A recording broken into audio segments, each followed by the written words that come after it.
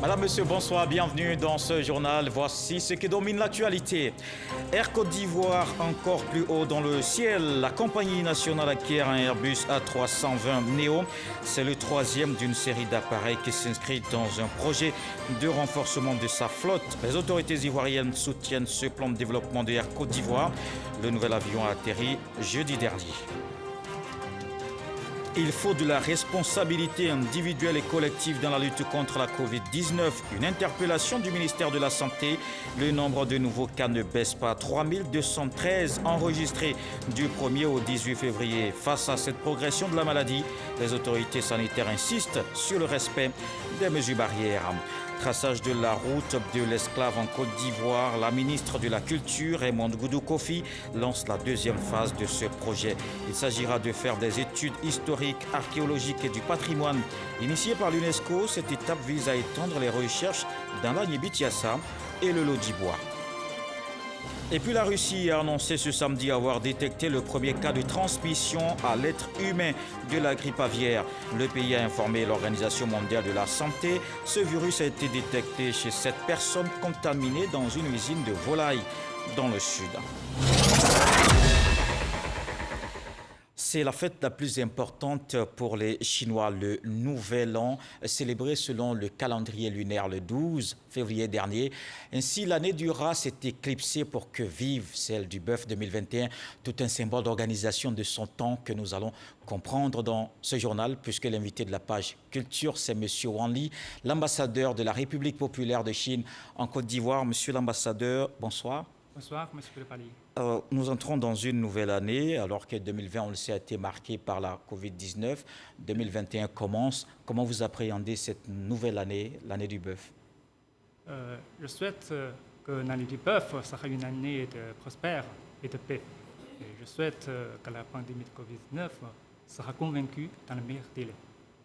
Merci, Monsieur l'ambassadeur. On va vous retrouver dans une trentaine de minutes. Le temps de voir d'abord toute l'actualité. On commence par la flotte Air Côte d'Ivoire qui se renforce. La compagnie aérienne s'est dotée d'un nouvel aéronef, un Airbus A320 Neo. Le pays se donne les moyens de gagner des parts de marché sur le continent. L'avion a atterri sur le tarmac de l'aéroport Félix Houphouët-Boigny ce jeudi. Voici le reportage de Jean-Luc Bambo. Il était 16 h ce jeudi 18 février quand l'aéronef flambant neuf, floqué des insignes de Air Côte d'Ivoire, se posait sur le tarmac de l'aéroport international Félix Houphouët-Boigny d'Abidjan. Un A320 Neo du constructeur Airbus, commandé depuis 2014, qui rejoint et vient ainsi grossir la flotte de la compagnie aérienne nationale. Nous sommes partis de 3 machines en location à aujourd'hui 10 machines, dont 6 en propre. Aujourd'hui, cette machine, ce A320 Neo qui arrive, va compléter à 7 le nombre de machines acquises en propre par la compagnie sur les 10. Cette acquisition vient surtout renforcer les ambitions de l'industrie aérienne de la Côte d'Ivoire et le pays entend se doter des moyens à la mesure de ses ambitions. On peut faire les calculs en disant qu'en 2025, l'aéroport d'Abidjan sera fréquenté par 3 500 000 passagers. Or, cet aéroport actuel, il est fait pour seulement 2 millions de passagers. Donc nous plaidons donc que les travaux de construction du futur aéroport commencent dès maintenant, afin de fluidifier plus tard donc le passage des passagers. Pour l'heure, l'A320 Neo reste la principale fierté de la compagnie aérienne et des autorités ivoiriennes. Celles-ci ont réaffirmé leur soutien au plan de développement d'Air Côte d'Ivoire. Premièrement, pour l'extension de l'aéroport. Deuxièmement, pour continuer à mettre en œuvre le plan de compétitivité d'Air Côte d'Ivoire. Combien de pays des zones ouest africaines et du centre disposent comme nous de compagnies nationales qui survivent au-delà de la 5e année de leur exploitation? La Côte d'Ivoire, incontestablement, est un exemple. Elle est en train de réussir son pari. Il y a sur le continent des compagnies qui peuvent réussir. Seul bémol, le nouvel aéronef est livré à une période où le transport aérien est en pleine crise. La pandémie de Covid-19 a en effet réduit de moitié les performances d'Air Côte d'Ivoire. La compagnie est passée de 750 000 passagers transportés en 2019 à 346 000 passagers en 2020. La pandémie de Covid-19 qui n'épargne aucun secteur. Au niveau de l'économie numérique, il y a des opportunités d'emploi pour les jeunes. Une rencontre tenue ce matin pour ressortir tous les métiers de ce secteur dynamique. Elle fait suite à une étude qui vient d'être effectuée. On le voit avec Eugène Atoubé. Le ministère de l'Emploi et de la Protection sociale, les ministères techniques, le Bureau international du travail BIT, les organisations patronales du secteur privé, les partenaires techniques et financiers sont les acteurs présents dans les locaux de la CGC, tous engagés pour la promotion des métiers liés au numérique. Le numérique, un secteur pourvoyeur d'emplois qui offre d'énormes opportunités et possibilités d'insertion socio-économique. Il y a une tendance très forte du poids du secteur numérique au niveau du système économique de la Côte d'Ivoire qui entraîne automatiquement le développement d'une stratégie pour permettre aux jeunes de s'orienter vers ce nouveau métier en adaptant le système de formation pour permettre effectivement de réduire considérablement le chômage des jeunes. Le numérique peut déjà accélérer la façon de travailler, la modifier. Et aujourd'hui, même dans les zones rurales, il y a des personnes qui ont des portables et souvent des portables Android. Et donc, c'est vraiment de leur faciliter l'accès à l'usage de ces outils. Le numérique, objet de toutes les attentions et dont l'importance a été rappelée par le ministre Pascal Kwaku Abina en charge de l'emploi et de la protection sociale. Il a invité l'ensemble des acteurs à s'approprier les recommandations, rappelant également que le secteur de l'économie numérique est à la fois fort potentiel de création de richesses et niche d'emploi sur le marché du travail. Selon le PND, Plan national de développement 2017-2020, la croissance des emplois dans le secteur du numérique est l'une des plus performantes, avec plus de 71%. La société dans son ensemble aujourd'hui est dans une logique de basculement vers le numérique. Et pour que cela aille de l'avant, il faut que l'école qui forme se mette à niveau. Il faut que l'entreprise accepte de se transformer pour pouvoir continuer à vivre. Et il faut que les citoyens eux-mêmes se mettent également à niveau. Il y a des nouveaux métiers qui émergent et pour lesquels il existe de réelles opportunités. Aujourd'hui, on peut apprendre un métier dans le domaine du numérique sur une courte durée, en 6 mois ou en 12 mois, et renforcer son employabilité sur le marché du travail. L'étude sur le secteur de l'économie numérique et ses métiers en Côte d'Ivoire est une étude prospective. Elle s'inscrit dans le cadre de l'axe stratégique 4 de la politique nationale de l'emploi PNE 2016-2020 qui prévoit de renforcer l'employabilité des jeunes, des femmes et des personnes en situation de handicap dans les secteurs émergents et pourvoyeurs d'emploi. Un autre secteur aux opportunités d'emploi, la filière mangue, mais elle fait face à l'épineuse problématique des piqûres des mouches des fruits. Le Fonds interprofessionnel pour la recherche et le Conseil agricole apporte son soutien aux acteurs. Le FIRCA a remis 20 000 pièges à mouches à l'administration coloniale, à l'administration agricole, dans les zones de production. C'est un don qui permettra de sécuriser les revenus des producteurs. Lansine Bakayoko. À cause des mouches de fruits, les exportations de mangue en provenance de la Côte d'Ivoire sont aujourd'hui confrontés à une menace d'embargo de l'Union européenne. Ce client majeur déplore en effet beaucoup d'interceptions liées à la présence de larves de mouches de fruits qui détériorent la qualité de la mangue ivoirienne. Les mouches des fruits sont classées par l'Union européenne comme des organismes de quarantaine selon la réglementation phytosanitaire européenne. La détection d'une seule mouche ou de sa larve dans une mangue d'une cargaison entraîne immédiatement sa destruction au port de destination. L'étendue des problèmes économiques posés par les mouches de fruits appelle à une coordination des efforts de lutte contre les ravageurs. Ainsi, grâce au programme d'urgence du secteur de l'agriculture, les 20 000 unités de pièges remis aux opérateurs via le FIRCA vont donc permettre de traiter 25 000 hectares de vergers de manguiers dans les zones de production. C'est de dire aux producteurs, l'État est avec vous. Nous allons faire des activités pour faire avancer la production de la mangue en Côte d'Ivoire, aussi bien quantitativement que qualitativement. Et ce programme n'est qu'un programme parmi d'autres à venir. Pour mémoire, la mangue fait partie des filières stratégiques dans le cadre de la stratégie Côte d'Ivoire 2030 qui va se mettre en route, donc de 2021 maintenant jusqu'en 2030. Selon les experts, ces pièges dont la rémanence varie de 10 à 12 semaines ont une efficacité avérée contre les mouches de fruits. Avec un rendement de 4 tonnes à l'hectare, la production nationale de mangue est estimée à plus de 100 000 tonnes, dont seulement 20% exportées. Une lutte contre les mouches des fruits qui continue, tout comme celle contre la Covid-19. On reste mobilisé pour mettre fin à la pandémie.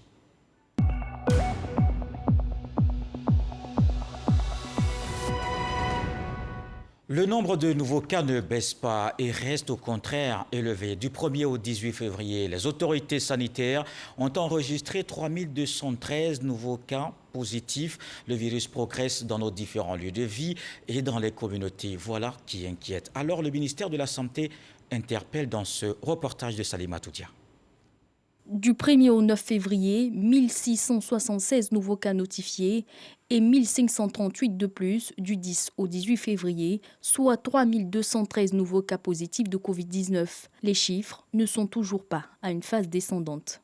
Le nombre de nouveaux cas reste élevé, même si le nombre moyen de cas par jour est passé de 186 à 171 entre les deux périodes.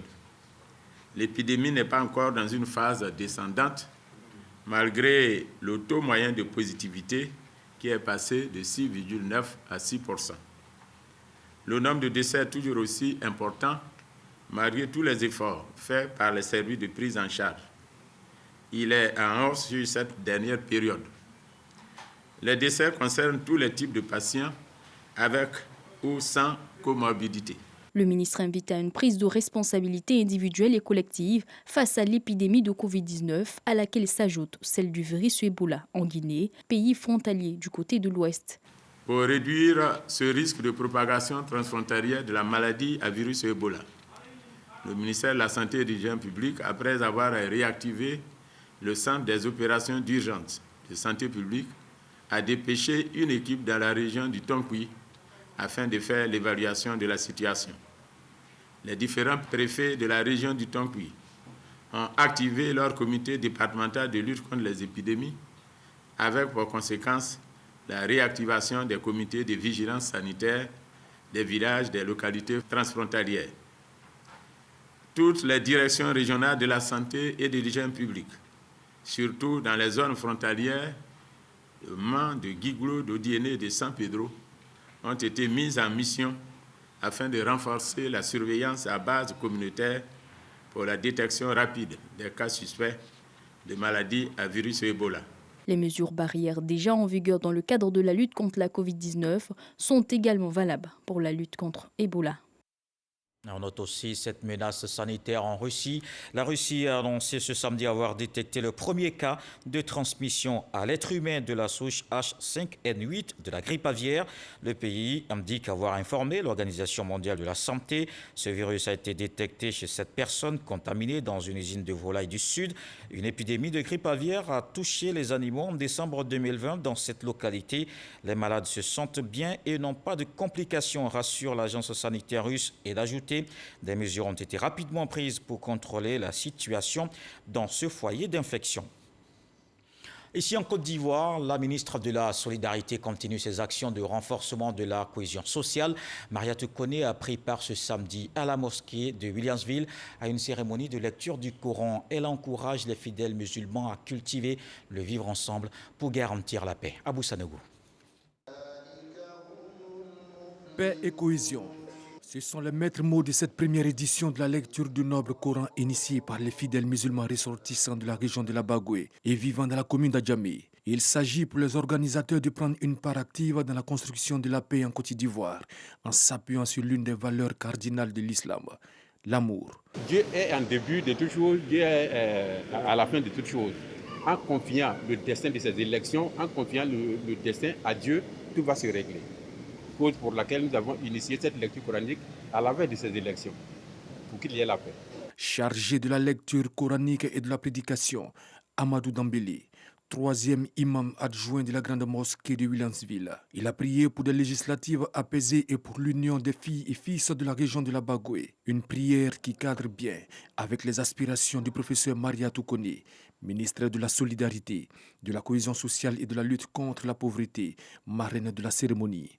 Au-delà des fidèles musulmans ressortissants de la région de la Bagoé, elle a invité tous les musulmans de Côte d'Ivoire à œuvrer pour la paix, seul gage de développement véritable engagé depuis quelques années par le chef de l'État Alassane Ouattara. En plus de l'imam principal de la grande mosquée de Williamsville et des chefs des régions du Grand Nord, on notait à cette première édition de la lecture du Noble Coran la présence de plusieurs personnalités au nombre desquelles Siama Bamba, président du conseil régional de la Bagoé. Actualité ce soir, le commandement supérieur de la gendarmerie nationale fait le bilan des activités de 2020. La haute hiérarchie de ce corps d'élite réuni à Jacquesville. Les réflexions portent sur les moyens de mise en œuvre pour l'atteinte des objectifs. Les hommes appelés à plus d'efficacité dans leur mission. On retrouve Abou Sanogo. Réuni à Jacquesville, le commandement supérieur de la gendarmerie nationale évalue ses actions et activités menées en 2020 et les perspectives pour 2021. Quant aux actions prioritaires pour l'année 2021, la mise à disposition et la vulgarisation de la doctrine d'emploi, du code et de la charte de déontologie de la gendarmerie nationale, l'accroissement des infrastructures de formation de la gendarmerie nationale, le renforcement de la police de proximité avec les populations. Cette recommandation est essentielle car elle va sous-tendre l'action de la gendarmerie pour cette année 2021 et elle se traduit par un concept, le concept du gendarme efficace et fraternel. Invité spécial de ce séminaire de réflexion, le général de corps d'armée Gervais Kwasi, ancien commandant supérieur de la gendarmerie nationale. Dans l'exercice de notre fonction, il nous faut faire montre d'une conscience professionnelle. Ça se traduit par la connaissance des choses, la maîtrise de ce que vous faites, l'exemple que vous deviez donner. Avant de traduire, avant de projeter cet exemple, il faudrait absolument que sur vous-même, cette rigueur s'applique. Se félicitant de la tenue de ces assises de réflexion, le commandant supérieur de la gendarmerie nationale, le général de corps d'armée Alexandre Apalo-Touré, a exhorté ces hommes à être efficaces. Nous devons enseigner le bon comportement, les bonnes manières à nos hommes. Nous devons terminer par ce qu'on appelle la théorie du contrôle social. Il faut donc contrôler les actions que nous menons nous-mêmes, donc l'autocontrôle, donc l'introspection, mais aussi contrôler nos hommes. Nous devons être efficaces. Et pour être efficaces, nous devons travailler dans cet esprit de rigueur, de droiture, de dignité, cet esprit qui n'est autre que l'esprit républicain. Ce séminaire de réflexion qui a duré 3 jours s'inscrit dans le cadre des objectifs dévolus à la gendarmerie nationale pour la mise en œuvre du plan d'action prioritaire du gouvernement. Une remise de matériel de lutte contre la Covid-19 a meublé cette rencontre. Et les gendarmes qui sont toujours à la tâche avec des résultats qu'on va voir. Dans le centre du pays, à Bouaké, 2 présumés tueurs et un vendeur illégal d'armes mis hors d'état de nuire. Une action de la brigade de sécurité rurale 2 dont nous parle Kader Sogodogo. Ces 2 individus aux mains des fins limiers de la gendarmerie nationale sont soupçonnés d'avoir ôté la vie en février et en novembre 2020 à Ali Diakité, éleveur, et à Raymond Kwasi. Après plusieurs mois d'enquête, la brigade de sécurité rurale 2 de la gendarmerie nationale basée à Bouaké a réussi à les épingler. En leur possession, plusieurs armes à feu et des munitions. On va dire l'outil de travail de ces hommes toujours prêts à déranger la quiétude des honnêtes citoyens. Une fois mis aux arrêts, leur prise de parole n'est pas loin d'une séquence théâtrale bien orchestrée. Mon patron est perdu, mais il y a un gars, ils ont en train de faire parabantrouiller. Quand il a convoqué, il n'a pas gagné l'argent là. Il dit en route là-bas, il va voir qui est garçon. Moi, j'ai tiré dans sa jambe. Et quand il est tombé, ceux avec qui j'étais l'ont achevé. Après sa mort, on l'a mis dans un sac et abandonné dans la brousse. En attendant de retrouver d'éventuels complices, ils ont été déférés devant le parquet par les hommes du général Alexandre Apalo-Touré, commandant supérieur de la gendarmerie nationale. Et cette autre bonne nouvelle au niveau de la formation, l'Université de San Pedro ouvre ses portes à la rentrée 2021-2022. Les travaux de la première tranche de l'ouvrage sont presque terminés. 3000 étudiants pourront ainsi se former dans de bonnes conditions avec des équipements modernes. Le ministre de l'Enseignement supérieur et de la Recherche scientifique a visité le chantier. Voici la correspondance de Sam Kona. Le ministre de l'Enseignement supérieur et de la Recherche scientifique, Adama Diawara, en visite de travail sur le site de construction de l'Université de San Pedro. Accompagné du maire de la ville, du préfet des régions et du président du conseil d'administration d'Envol Partenariat, opérateur du projet, Adama Diawara a visité successivement les premiers bâtiments sortis des terres. Il s'agit des amphithéâtres de 250 et 500 places, de la présidence de l'université, du restaurant de 1500 places, des salles de travaux dirigés, du centre médical et des espaces sportifs. Pour le ministre Adama Diawara, tout est presque fin prêt pour accueillir les 3000 premiers étudiants à la rentrée prochaine. Nous avons vu un chantier qui est très avancé. En tout cas, quand on regarde le programme qui est prévu dans la première phase de l'université qui doit accueillir 3000 apprenants, on se rend compte qu'il y a beaucoup de choses qui ont été faites. De visu, moi-même, je suis venu in situ, comme on dit, voir ce qui s'est réalisé. J'avoue que je suis agréablement surpris par ce qui a été fait et surtout par la qualité des matériaux qui ont été utilisés. Jusqu'en octobre 2021, tout sera prêt. Les travaux de construction de la bibliothèque, de la conciergerie du Kourou, des résidences universitaires et des résidences des enseignants, chercheurs et personnels de l'université qui viennent de démarrer ont été également visités par le ministre de l'Enseignement supérieur et de la Recherche scientifique avant la réunion technique. Cette promesse sera tenue, non seulement parce que c'est une promesse électorale du président de la République qui fait toujours ce qu'il dit, mais également ce projet tenait absolument à cœur à l'ancien Premier ministre, Feu Amadou Gon Coulibaly. En mémoire pour Amadou Gon Coulibaly, nous ferons tout pour que ce projet aboutisse. Justement, c'est le Premier ministre Amadou Gon Coulibaly qui a lancé les travaux de construction de cette université le 30 novembre 2018.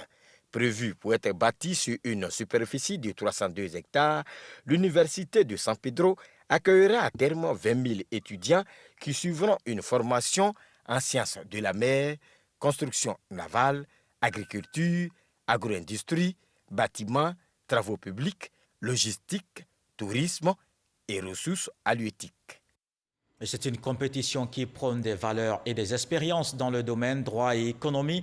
Des étudiants des facultés d'une quinzaine d'établissements universitaires aux prises, dont le concours international Génie en herbe OADA. La 12e édition vient de se tenir à Abidjan. Walter Amadou Ouattara. L'article 103 de l'acte uniforme portant droit commercial général précise que la mise à disposition de locaux afin d'exercer une activité commerciale, artisanale, industrielle ou toute autre activité professionnelle constitue un bail à usage professionnel. Illustration de la mise en œuvre du concours international Génie en herbe OADA, une activité rattachée à la promotion des atouts qu'offre l'Organisation pour l'harmonisation en Afrique du droit des affaires OADA. C'est un concours qui forme et qui ouvre des portes sur le monde des affaires. L'association de promotion et de vulgarisation du droit des affaires déroule les grandes lignes de la présente édition. Pour cette 12e édition, il faut dire que la particularité majeure, c'est l'admission d'une compétition spéciale portant sur le droit de la médiation, parce que c'est un mode alternatif de règlement de conflits. Cette 12e édition est également inédite en ce que elle se déroulera pour la première fois dans un pays de l'Afrique centrale. Toutes les autres éditions du concours Génie en herbe OADA se sont tenues en Afrique de l'Ouest. En termes de participation inédite, le Burundi, les Comores, la France et la Centrafrique. Le prix de la meilleure étudiante, candidate du concours, portera désormais le prix Kwaku Rebecca. Elle était membre du comité international et était la première lauréate du concours. Cette 12e édition du concours Génie en herbe OADA met en compétition 15 établissements universitaires. Le vainqueur de cette compétition nationale représentera la Côte d'Ivoire lors de la phase internationale qui se tiendra en septembre prochain à N'Djamena, au Tchad. Nous sommes à l'heure de votre rendez-vous culturel de tous les samedis dans le 20h.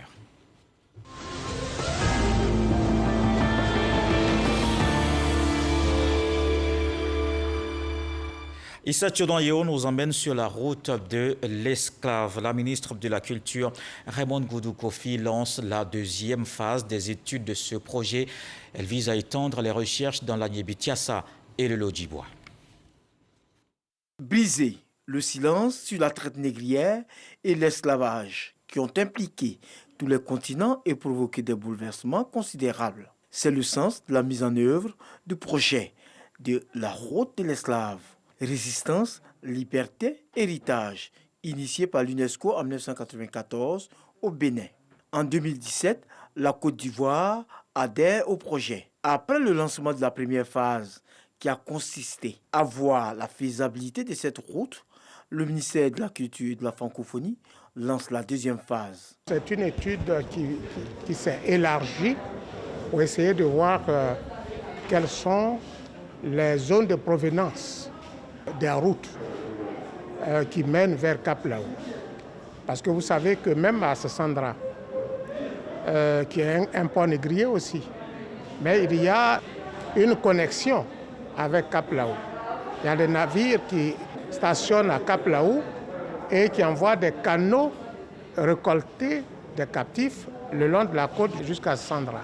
La route de l'esclave, si elle est reconnue par l'UNESCO, présente d'énormes retombées pour le pays. C'est un pays anti de grands bénéfices. Moi, je connais la route esclave du Bénin, mais le tourisme de mémoire. Non seulement ça, mais les villages qui vont être identifiés comme des sites importants. C'est pour ça que nous avons comme partenaire le ministère du Tourisme, l'Éducation nationale, la recherche scientifique. Pour la ministre Raymond Goudou Kofi, la route de l'esclave revêt un intérêt capital pour le gouvernement. Le projet Route de l'esclave est donc un programme qui tient énormément à cœur au gouvernement de Côte d'Ivoire, mais que celui-ci veut un cadre de rencontre de la Côte d'Ivoire avec les filles et fils et ses descendants, où qu'ils soient et d'où qu'ils viennent. Pour nous, l'esclavage ne doit pas être nourri de rancœur. Nous devons plutôt nous en souvenir. Des spécialistes réunis au sein d'un comité piloté par Yves Collant, directeur du cabinet au ministère de la Culture et de la Francophonie, est mis en place pour conduire le projet. Et on retrouve l'invité de la page culture. Ce soir, nous allons tout comprendre de la culture chinoise avec la fête la plus importante pour ce peuple. C'est le Nouvel An ou la fête du printemps. Monsieur l'ambassadeur Kuan-Yi. Merci. Je vous souhaite la bienvenue. C'est comme ça qu'on dit en chinois. Oui, tout à fait. D'accord. Alors, quel est le bilan de ces dernières années entre la Côte d'Ivoire et la Chine? Je parle de la coopération culturelle notamment. La coopération culturelle entre deux pays a déjà apporté des fruits abondants.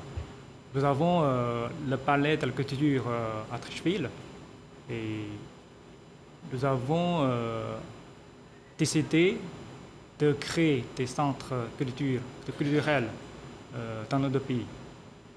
Peut-être à cause de la situation sanitaire, ce projet a déjà été retardé. Mais je crois qu'après l'amélioration de la situation sanitaire, on peut accélérer la mise en œuvre de ce projet.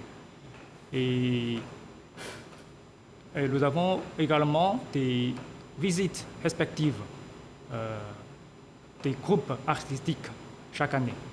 Et en outre de ces réalisations, et je suis très heureux de constater que l'Institut Confucius, près à l'Université Félix Houphouët-Boigny, a déjà presque 3000 Ivoiriens enregistrés. Et cet institut a donné des cours aux Ivoiriens pour qu'ils puissent apprendre la culture et la langue chinoise. Et en même temps, je sais que 14 lycées ivoiriens ont déjà créé des clubs des amis de la Chine. Ils donnent des cours de chinois aux élèves.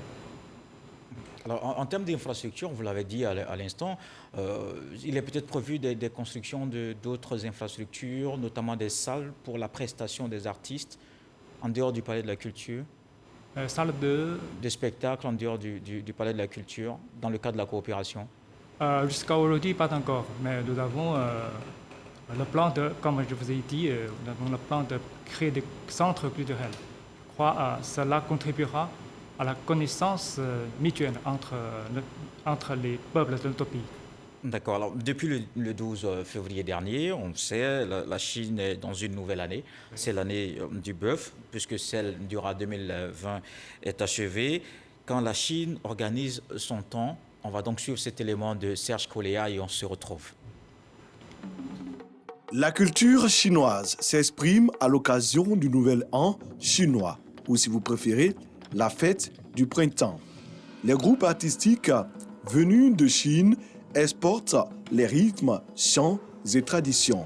En collaboration avec le gouvernement ivoirien, des spectacles sont organisés en Côte d'Ivoire. En 2020, les 26 membres de China Kwal Maina Art Troupe ont occupé la scène du Palais de la Culture de Treichville, de passage pour créer ce pont culturel entre la Chine et la Côte d'Ivoire.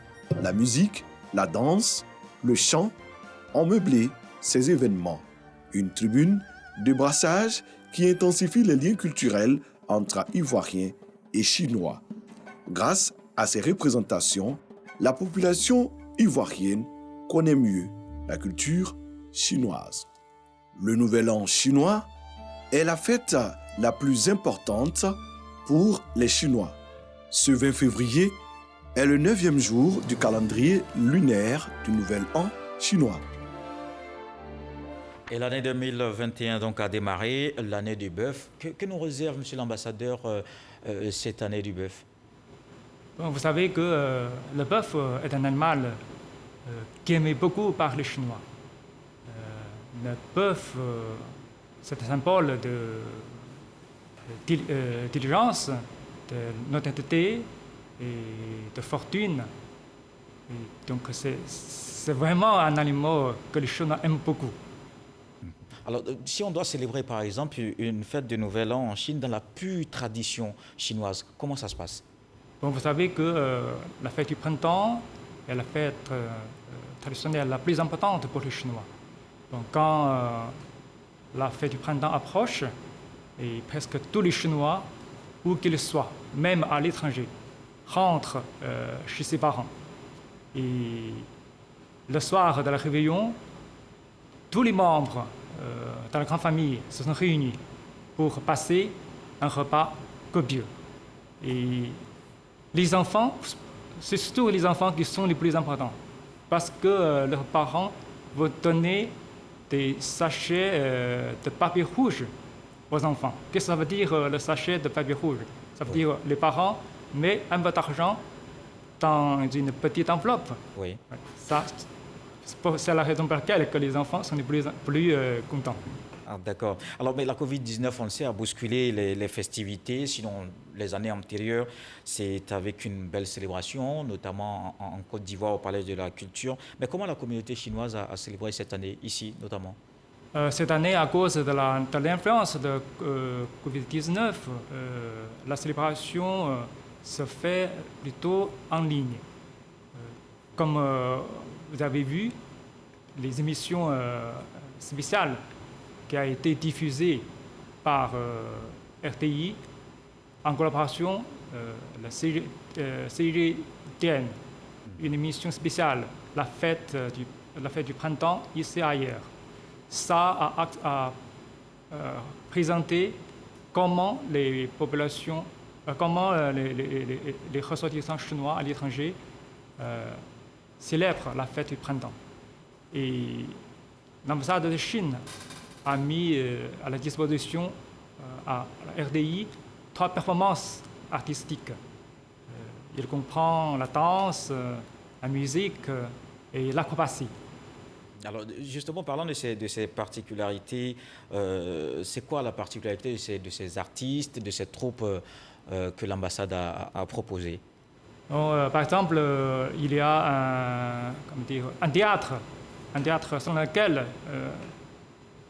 le théâtre raconte une histoire que le peuple chinois, comment protège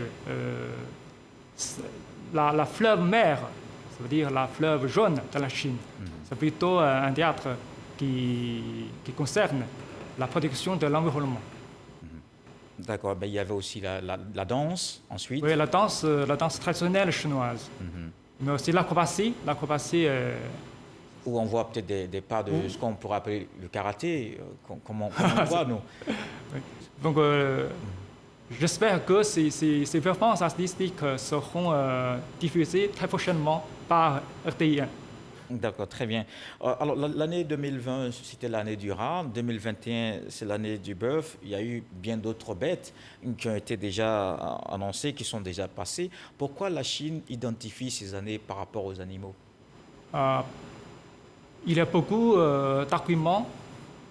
Je crois que le plus convaincant, c'est la théorie de la culte des totems. Vous savez, au temps ancien, et les gens sont très proches aux animaux, soit des animaux domestiques comme le chien, le coq, soit des animaux sauvages, même dangereux. Par exemple, le tigre et le serpent. Voilà, et c'est ce qui explique que chaque année, on a environ 12 oui. Nous avons 12 animaux qui désignent l'année de naissance d'une personne. Nous avons le premier, c'est le rat. Le deuxième, c'est le bœuf. Et puis, je ne connais pas l'ordre, mais oui, le dernier, c'est le cochon. On a le rat, le bœuf, le coq, le tigre, le lapin, le chèvre, le cheval, le mouton, le singe, le coq, le chien et le cochon. Oui, le cochon, c'est le dernier. Le dernier. Peut-être parce que le cochon ne marche pas très vite, donc il est le dernier. Donc finalement, on a eu le dernier. Donc si cette année finit, l'année prochaine, évidemment, on a le tigre. Le tigre, oui. Ce sera pour 2022. 2022. D'accord. Mais en attendant, est-ce qu'on peut savoir déjà, est-ce que c'est possible de savoir ce que le tigre, l'année 2022, nous réserve? J'espère l'année prochaine sera une meilleure année. Pour l'année prochaine, nous pouvons mener une vie plus agréable. Bon, en attendant, donc, on ne peut pas vous avoir sur ce plateau, parler du Nouvel An, sans évidemment vous donner l'opportunité de présenter vos vœux, puisque nous sommes en 2021. Donc, on a célébré dernièrement, le 12 février, le Nouvel An chinois. Merci. Enfin, je voudrais exprimer mes meilleurs vœux de santé et je voudrais souhaiter une très bonne année de bœuf, de prospérité, de fortune, de santé aux amis ivoiriens et aux ressortissants chinois en Côte d'Ivoire. Merci, M. Koudou. Merci, M. Wang Li. Je rappelle que vous êtes ambassadeur de la Chine en Côte d'Ivoire. L'invité de la page culture, on voit bien que la Chine organise son temps selon le calendrier lunaire et chaque nouvelle année a sa particularité. Merci d'être passé sur ce plateau du 20h et voilà qui met un terme à ce journal. Merci d'avoir suivi Retour de l'actualité 23h. Avec Herman Guivet, on retient cette pensée du sage, c'est le tuteur de l'héritier qui connaît la valeur de l'héritage. Dieu le voulant, on se retrouve demain.